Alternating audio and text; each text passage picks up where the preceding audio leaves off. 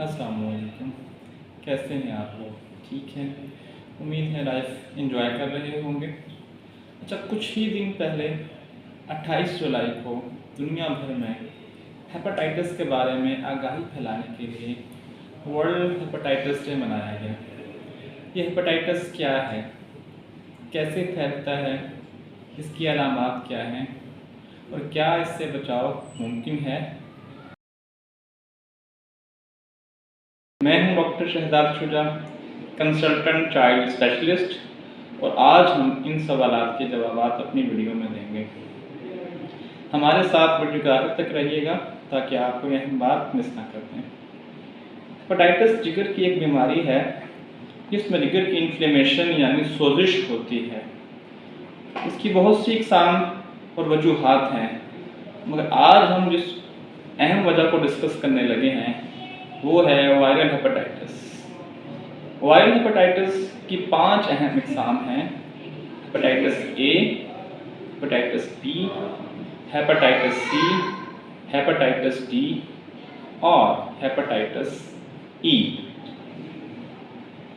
Hepatitis कैसे फैलता है? हेपेटाइटिस ए और ई खाने के ज़रिए हमारे जिस्म के अंदर दाखिल होते हैं।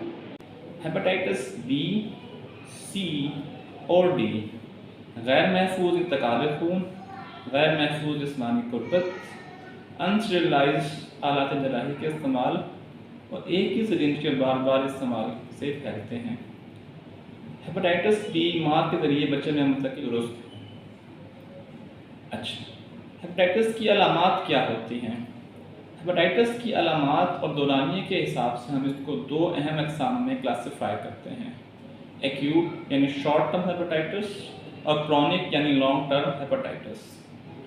एक्यूट हेपेटाइटिस की अलामात में पेट के ऊपरी हिस्से में दर्द होना, बार बार उल्टियाँ आना, मतली की कैफियत तारी रहना, नकाहत तारी रहना, थकावट तारी रहना, आँखों की सफ़ेदी में पीलाहट ज़ाहिर होना, छोटा पेशाब गहरा पीला आना और इसके अलावा बुखार भी हो सकता है। आम तौर पर हेपेटाइटिस ए 3 से 4 हफ्ते में सेहतयाब हो जाता है। हेपेटाइटिस बी का मरीज़ आमतौर पर 4 से 5 महीने में मुकम्मल सेहतयाब हो जाता है, जबकि 95% केस शॉर्ट टर्म या एक्यूट होते हैं। इसी तरह हेपेटाइटिस ए के 99% केस एक्यूट होते हैं, जबकि हेपेटाइटिस सी के सिर्फ 10% केस एक्यूट या शॉर्ट टर्म होते हैं। अब हम बात करते हैं क्रॉनिक हेपेटाइटिस की। अगर हेपेटाइटिस 6 माह से लंबे अरसे के लिए मुस्तकिल तौर पर रहे तो इसको क्रॉनिक हेपेटाइटिस कहा जाता है। अगर मरीज़ में अलामात ना हों तो उसे कैरियर कहते हैं। अलामात ज़ाहिर होने की सूरत में जिगर सिकुड़ने का खतरा होता है, इसको क्लिनिकली हम सिरोसिस कहते हैं। इस क्रॉनिक हेपेटाइटिस और सिरोसिस की जो अलामात हैं उनमें पेट का फूल जाना, जिस्म पे सोजें आना, कब्ज़ रहना, काले रंग के पखाने आना, तिल्ली का साइज़ बढ़ जाना, ख़वातीन में माहवारी के मसाइल, जिस्म पर ज़्यादा बाल आना और बीमारी के आखिरी स्टेजेस में खनूदगी या बेहोशी तारी रहना, कपकपी होना और झटके पड़ना शामिल हैं। क्या इस हेपेटाइटिस से बचाव मुमकिन है? जी हाँ, हेपेटाइटिस से बचाव मुमकिन है। पहले हम बात करते हैं हेपेटाइटिस ए की। क्योंकि ये आलूदा खानों के ज़रिए फैलता है, तो इससे बचाव के लिए हमेशा पानी उबाल कर इस्तेमाल करें, सब्ज़ियाँ और फल धोकर इस्तेमाल करें, बाज़ारी खाने बिलखसूस कटे हुए फल खाने से गुरेज करें। नंबर 4, खाने से पहले हाथ हमेशा लाजमी धोएं।